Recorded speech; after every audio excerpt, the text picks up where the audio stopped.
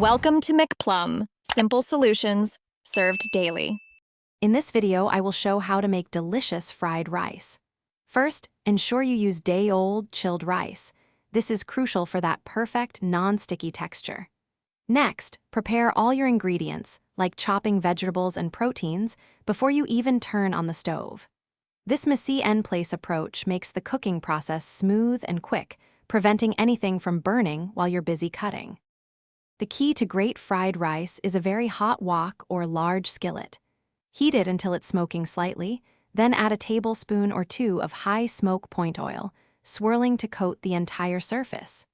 Immediately add your aromatics, such as minced garlic and grated ginger, and stir-fry them for about 30 seconds until they become wonderfully fragrant.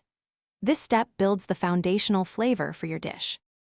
Next, add your chosen protein, like diced chicken or shrimp, and stir-fry until it's fully cooked. Then, toss in your chopped vegetables, such as peas, carrots, and corn, cooking them for just a few minutes until they are crisp tender, retaining a slight bite.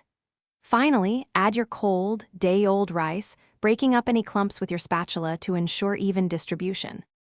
Now for the finishing touches.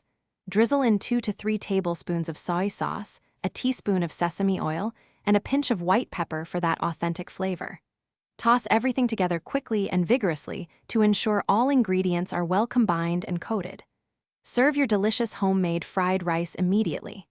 And hey, for other great deals, including the Shark AI Ultra Robot Vacuum, check the link in the description below. Thanks for watching. Stay juicy and subscribe.